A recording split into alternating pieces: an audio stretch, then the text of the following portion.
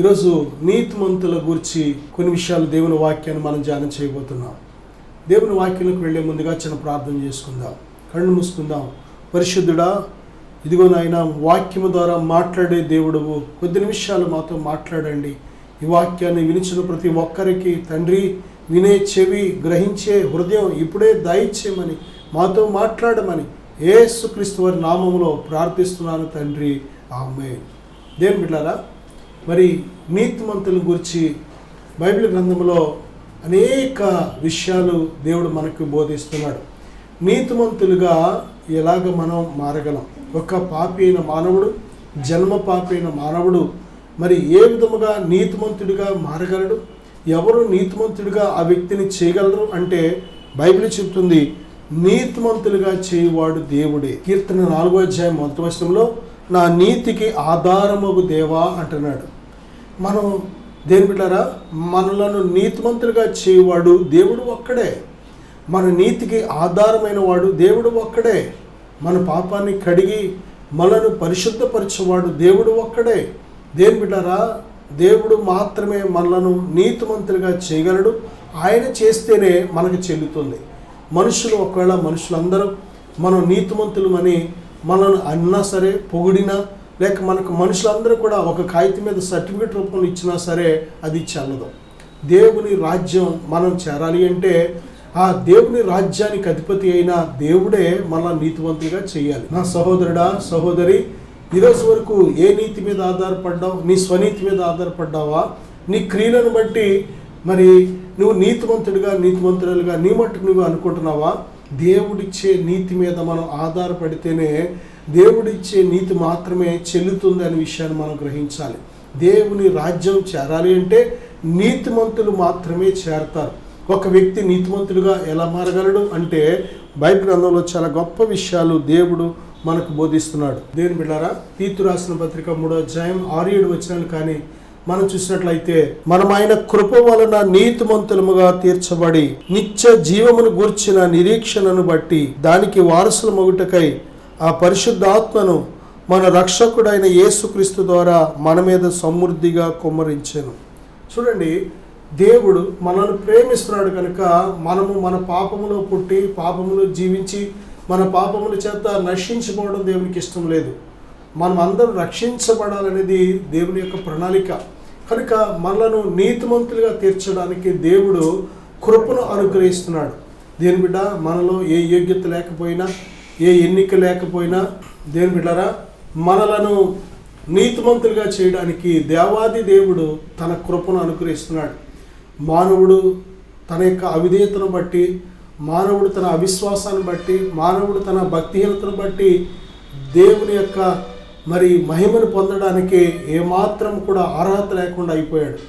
అందుకే బైబిల్ చెప్పింది, అందరూ పాపము చేసి దేవుడు అనుగ్రహించి మహిమను పొందలేకపోతున్నారు. కానీ దేవుడు మనల్ని ప్రేమిస్తున్నాడు కనుక కృపను ప్రత్యేకముగా దేవుడు మనకు అనుగ్రహిస్తున్నాడు. ఏ ఎన్నిక యోగ్యత లేనప్పటికీ కూడా దేవుడు తన కృప చేత మనలను ఉచితముగా నీతిమంతులుగా తీర్చాలని దేవుడు ఆశపడుతున్నాడు. ప్రియబిడ్డ, చూడండి, ఆయన కృప చేత మనను నీతిమంతులుగా తీర్చడానికి తన పరిశుద్ధాత్మను మన మీద కుమ్మరిస్తున్నాడు. కొరింథీ రాసిన మొదటి పత్రిక 6వ అధ్యాయం 11వ వచనంలో, ప్రభు అయిన యేసుక్రీస్తు నామమునను మన దేవుని ఆత్మ యందును కడగబడి పరిశుద్ధపరచబడిన వారై నీతిమంతులుగా తీర్చబడితిరి. చూడండి, ప్రభు అయిన యేసుక్రీస్తు వారి నామమందు మాత్రమే రక్షణ. ఈ విషయాన్ని మనం గుర్తించాలి. ఎందుకంటే మానవులకు రక్షణ ఇవ్వడానికి ఆ రక్షకుడైన ప్రభుని యేసుక్రీస్తు వారి లోకానికి శరీరధారిగా వచ్చారు.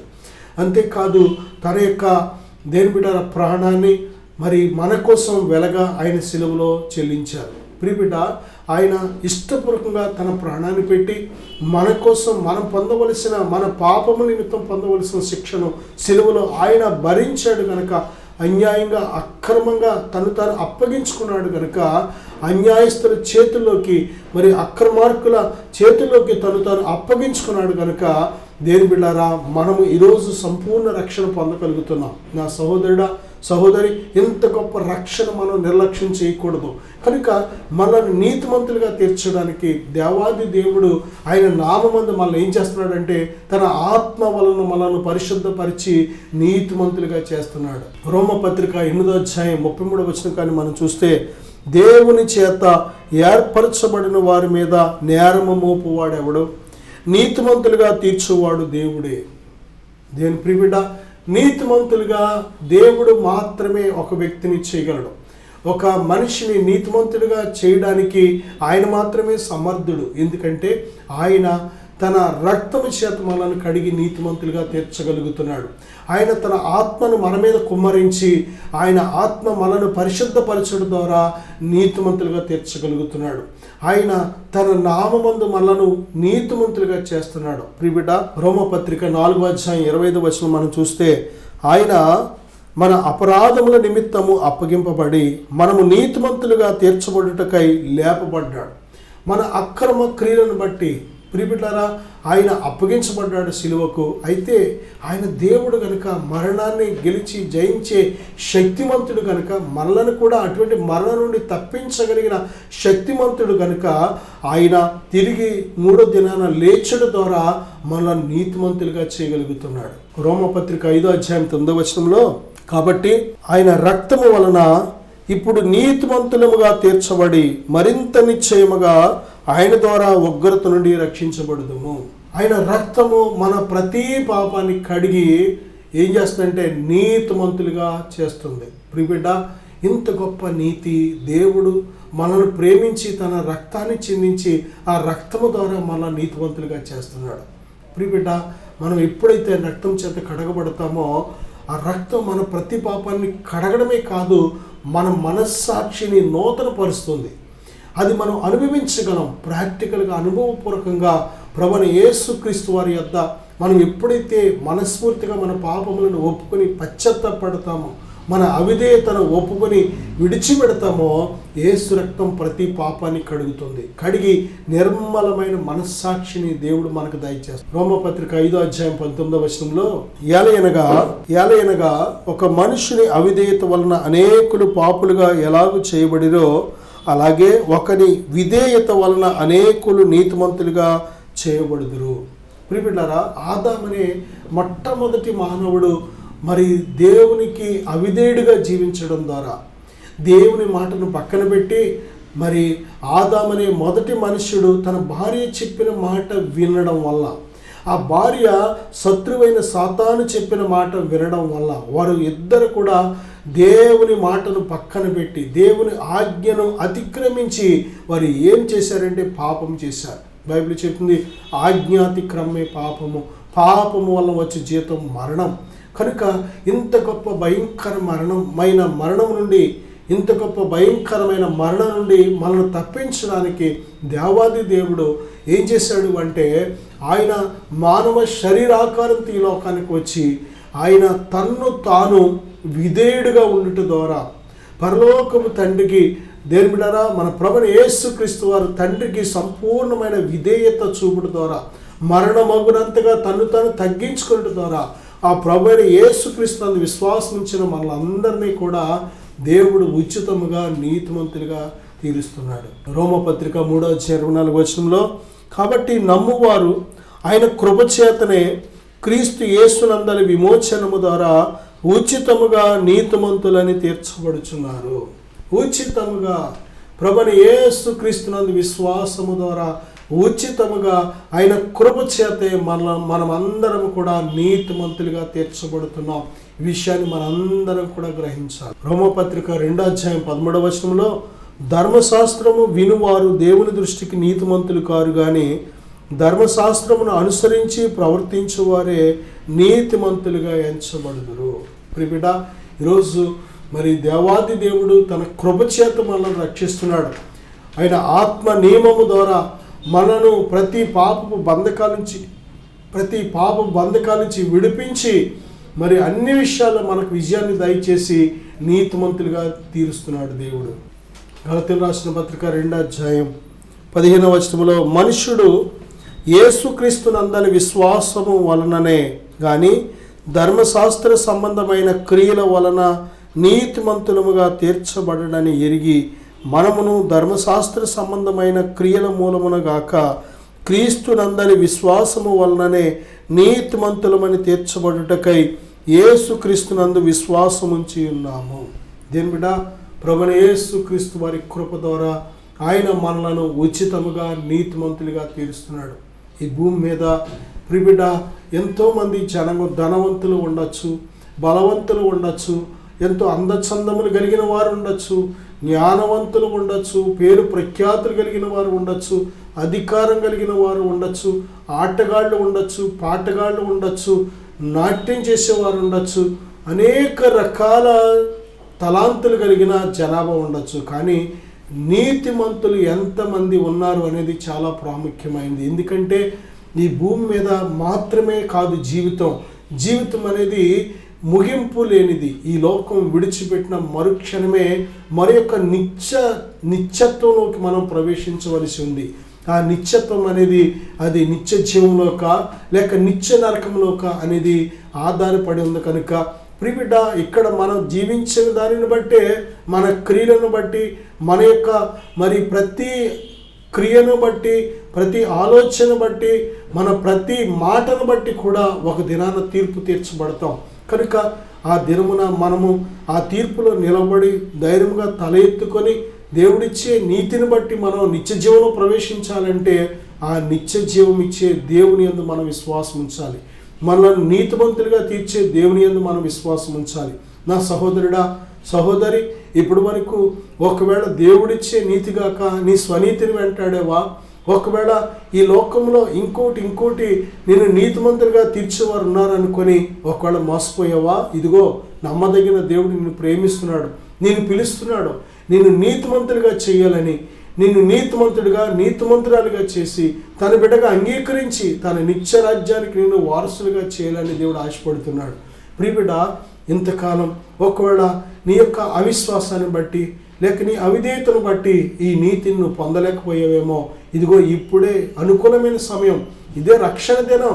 దేవుడిచ్చే నీతిని మనం వెదికే సమయం ఇది. దేవుడిచ్చే నీతిని పొందుకునే సమయం, దేవుని కోసం నీతిమంతులుగా జీవించే సమయం. నేను మీకోసం ప్రార్థన చేయాలని ఆశపడుతున్నాను. దయచేసి ఈ ప్రార్థనలో అందరూ కూడా కళ్ళు మూసుకొని ఏకీవిద్దాం.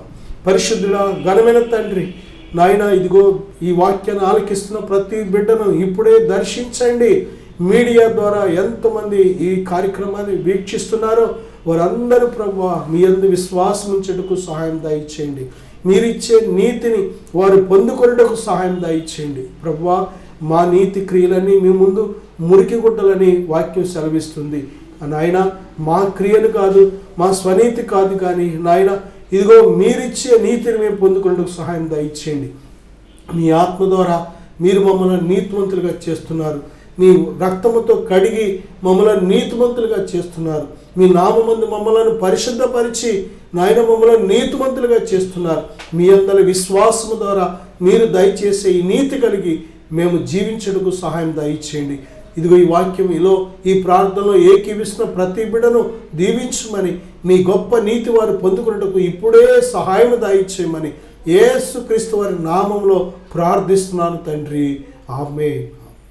God bless you.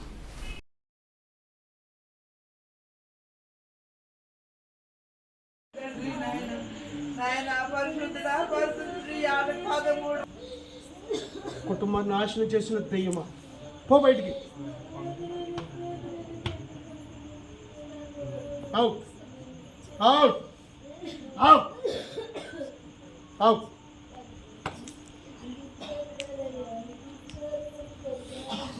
దేవుడికి వందనాలండి. నా పేరు వరహాలండి, పెత్తాడిపిల్లండి. నేను వ్యవసాయం పని చేస్తానండి. వ్యవసాయం పని చేస్తాను. మా ఆవిడ చర్చికి వెళ్తుందండి. మా ఆవిడ మేము ఎన్నోసార్లు మా ఆవిడ చర్చికి రావచ్చు కదా ఎన్నోసార్లు అనేదండి. నేను వెళ్ళేవాడిని కాదండి.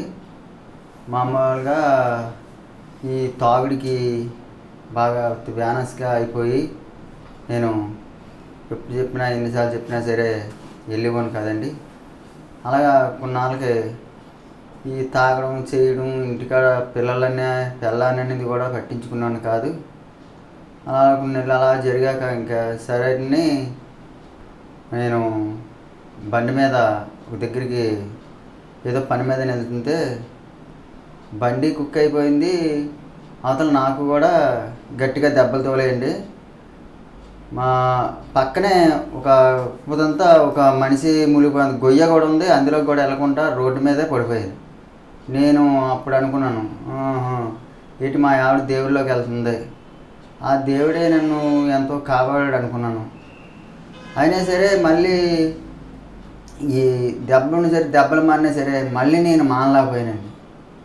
ఇంకా నావలేదని చర్చికి ఏదేలాగా మా పాస్టర్ గారు స్వామి గారు కేక ఎత్తే ఇలా అలాగ ఇంకా ప్రార్థనలు ఇవన్నీ చేసి ఇలాగా అలా రక్షణ తీసుకున్నాండి.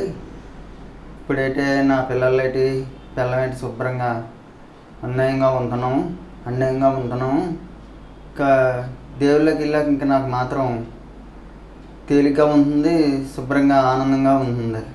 ఇప్పుడైతే కొంత పిల్లలనేటి కొంత బాగా చూసుకుంటున్నానండి. పర్లేదు, తేలిగ్గా ఉంటుందండి నాకు. దేవుని నాకు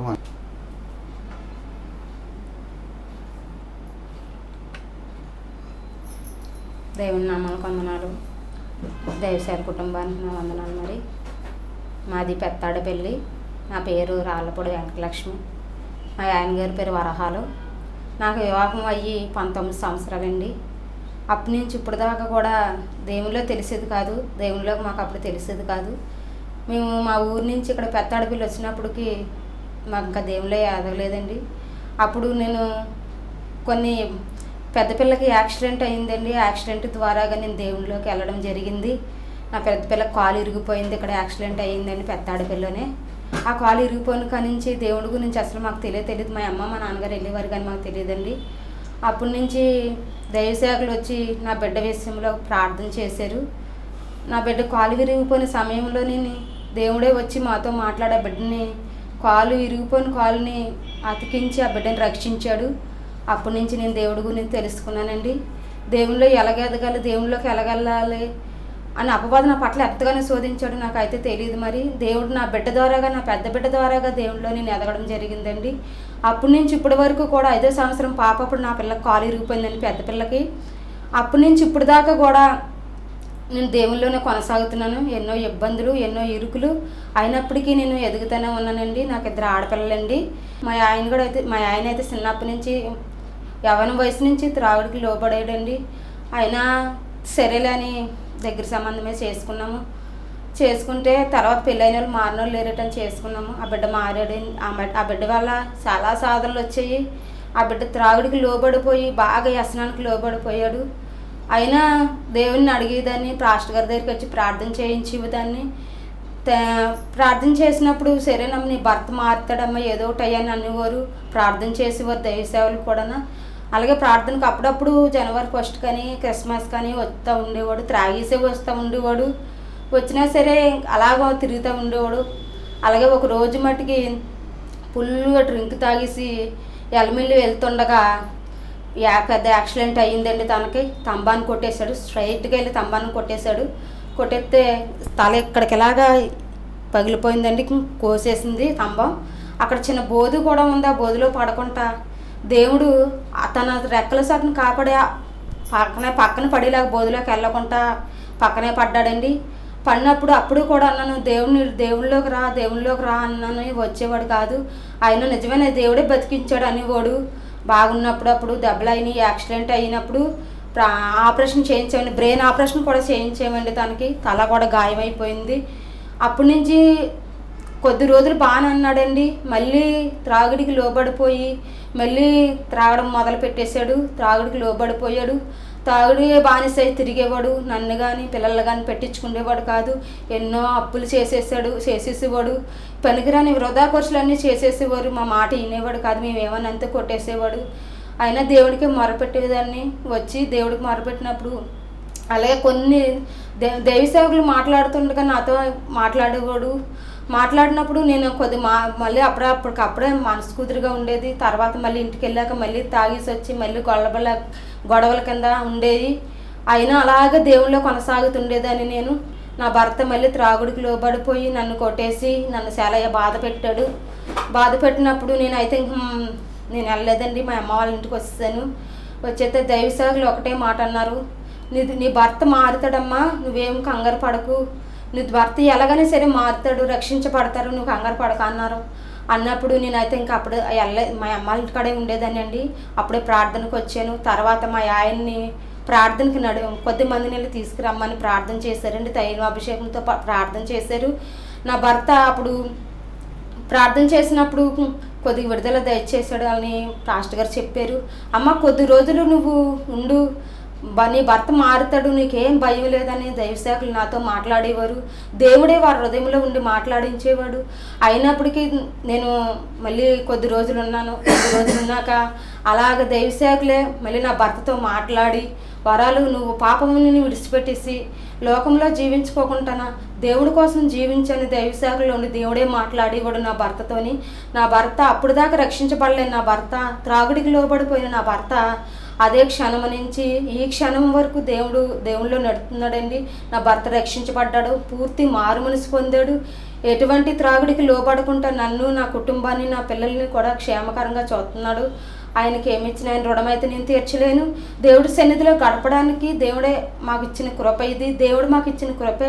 దైవ సేవకుల ద్వారా దేవుడే మాతో మాట్లాడారు. నా భర్తను రక్షించాడు, నన్ను రక్షించుకున్నాడు. నా బిడ్డలు కూడా దేవుళ్ళలో ఎదుగుతున్నాము. నా కుటుంబం అంతా కూడా కేవలం ఇలా బ్రతుకున్నామంటే దేవుని కృపేనండి. అందరికీ వందనాలు. నా పేరు శాంతి. నాకు ఒక అక్క, మా అమ్మ, మా నాన్న, మీ నలుగురం ఉంటాం ఇంట్లో.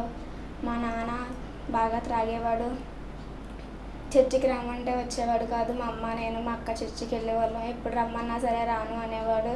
వస్తాను వెళ్ళండి అనేవాడు కనుక వచ్చేవాడు కాదు. అప్పుడు అలా సాగుతుండగా ఒకరోజు ఫాస్ట్ గారు చర్చికి రామంటే చర్చికి తీసుకొచ్చారు. అప్పుడు ఎడిటింగ్ ప్లే చేశాక కొన్ని రోజులు బాగానే ఉన్నారు. మా నాన్న త్రాగు నుండి పూర్తిగా విడిపించాడు దేవుడు. ఇప్పుడు మా నలుగురం బాగానే ఉంటున్నాం. చర్చికి వెళ్తున్నాము. నలుగురం బాగానే ఉంటున్నాం. మా కుటుంబాన్ని బాగా చూసుకుంటున్నాడు మా నాన్న. ఇంతవరకు మా అమ్మని కొట్టేసేవాడు. ఇంతవరకు మా నాన్న దగ్గరికి వెళ్ళాలంటేనే భయం వేసేసేది. కానీ ఇప్పుడు మా నాన్నతోనే ఉంటున్నాము. మా నాన్న మాతోనే ఉంటున్నాడు, బాగుంటున్నాడు, చర్చికి వస్తున్నాడు.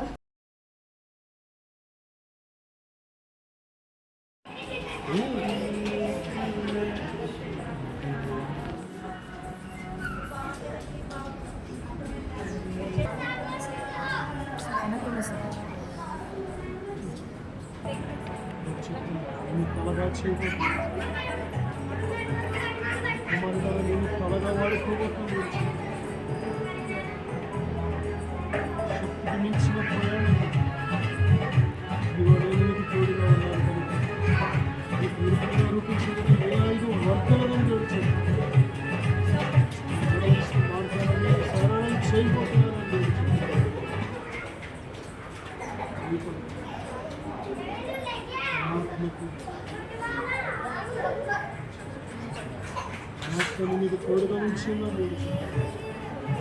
ఆత్మ మీద ఉంచి ఉన్నానని తెలుసు. నేను మీద తండ్రిలో ఉన్నానని తెలుసు. దేవునామానికి వందనాలు, సేవకులకు నా వందనాలు. నా పేరు వినయ్ కుమార్, మాది పెద్దతాడేపల్లి గ్రామము. నేను కూడా దేవుడు నమ్ముకొని దేవుడి మందిరానికి అయితే వెళ్ళేవాడిని, కానీ నా ఆత్మీయ జీవితం అంత ఫలవంతంగా లేదు. అనేకమైన బంధకాలతో నా ఆత్మీయ జీవితము ఉంటూ ఉండేది.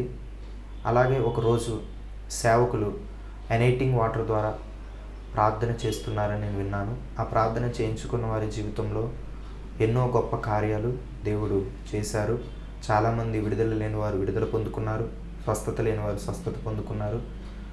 ఎప్పుడైతే ఆ సాక్ష్యాన్ని నేను విన్నానో నా జీవితంలో కూడా దేవునిలో బలంగా సాగాలని, దేవునిలో నడవడానికి, నేను కూడా దేవునిలో స్థిరముగా ఉండాలని చెప్పి ఒకరోజు సేవకుల యొద్దకు వెళ్ళి ప్రార్థన చేయించుకున్నాను. ఎప్పుడైతే సేవకుల ద్వారా ప్రార్థన చేస్తున్నప్పుడే దేవుడు నన్ను బలంగా తాకారు. వెంటనే నా హృదయం నుంచి ఏదో ఒక తెలియని బంధకం, ఏదో ఒక చీకటి నా నుంచి బయటికి వెళ్ళిపోవడం నేను గ్రహించాను. ఎప్పుడైతే అలా చీకటి బంధకం నా నుంచి వెళ్ళిపోయిందో నా హృదయం చాలా తేలికైంది. దేవుడు తన బలమైన ఆత్మతో నన్ను నింపి నన్ను స్థిరపరిచి తన ఆత్మతో నన్ను ముద్రించారు. ఆ రోజు నుంచి ఈ రోజు వరకు కూడా నా జీవితంలో దేవుడు ఎన్నో గొప్ప కార్యాలు చేశారు. అప్పటి నుంచి నా ఆత్మీయ జీవితంలో బలమైన ఆత్మీయ జీవితంలో నేను కొనసాగించగలుగుతున్నాను. దానికి కారణం ఆ రోజు సేవకుల ద్వారా నేను ప్రార్థన చేయించుకున్నప్పుడు దేవుడు సేవకుల్లో ఉండి సేవకుల ద్వారా తన ఆత్మతో నన్ను నింపి ఈరోజు ఇలా గొప్పగా ఉన్నతమైన స్థానంలో ఆత్మీయ స్థితిలో దేవుడు నన్ను నిలబెట్టారు. దేవుడు నా జీవితంలో చేసిన ఈ కార్యమును బట్టి దేవునికే సమస్త మహిమ, ఘనత, ప్రభావములు యుగయుగములు చెల్లునుగాక. సేవకులకు కూడా నా ప్రత్యేకమైన వందనాలు. Thank you. Praise the lord.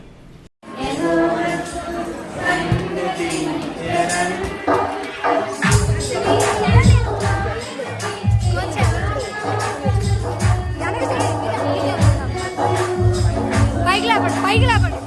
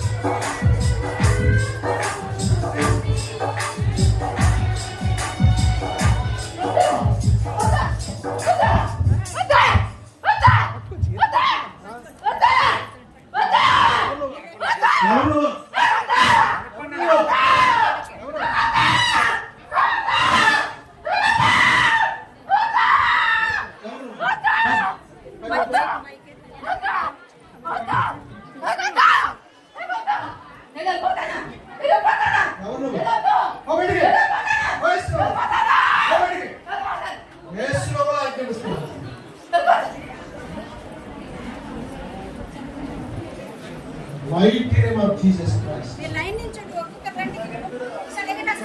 You are free. దేవుని విడిపించండి.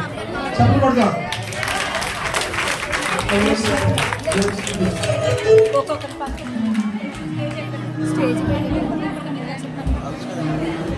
దేవుడు పెట్ట మీ అందరికీ వందనాలండి. అయ్యగారికి అందరికీ వందనాలు. సహోదరులు అందరికీ వందనాలండి.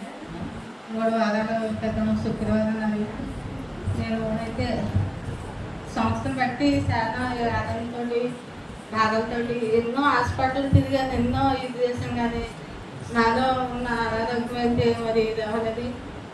అయితే డాక్టర్లు అయితే నువ్వు ఏ పని సెట్టకి లేదమ్మా, నువ్వు ఎంతసేపు రెస్ట్గానే ఉండాలి అని చెప్పారు. ఏం చేద్దాం, నేనైతే భర్తలో నాకైతే తెలియదు, నేను దిక్కు చేద్దాన్ని, నువ్వే దిక్కు నాకు ఇంకెవరైతే అనేసి నేను దేవుడు ప్రార్థించి 3 వారాల క్రితం నుండి శుక్రవారం వచ్చాను.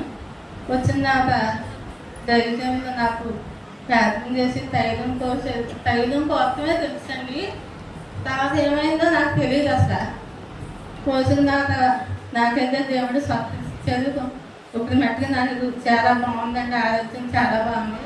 కానీ కొద్దిగా నాకు ఫుడ్ నేర్చుకోం దడగా ఉంటుంది, అది కూడా తగ్గేలాగా అందరూ మీ అనేది నా ప్రార్థనలో పెట్టమని అడుగుతున్నాను. ఈ సన్నసాక్షి దేవుడి ఈ ఆదరణ కార్యక్రమము మీకు ఆశీర్వాదకరంగా ఉన్నట్లయితే ప్రోత్సహించండి, మీ సహకారం మాకు అందించండి. మేము మీ కొరకు ప్రార్థిస్తాం. మా యొక్క ఫోన్ నంబర్ 9703903517. మరి యొక్క నంబర్ 7674949010. ఈ ఆదరణ కార్యక్రమము ప్రతిరోజు ఇదే సమయమున ఇదే ఛానల్లో తప్పక చూడండి. దేవుడు మేము దీవించును గాక.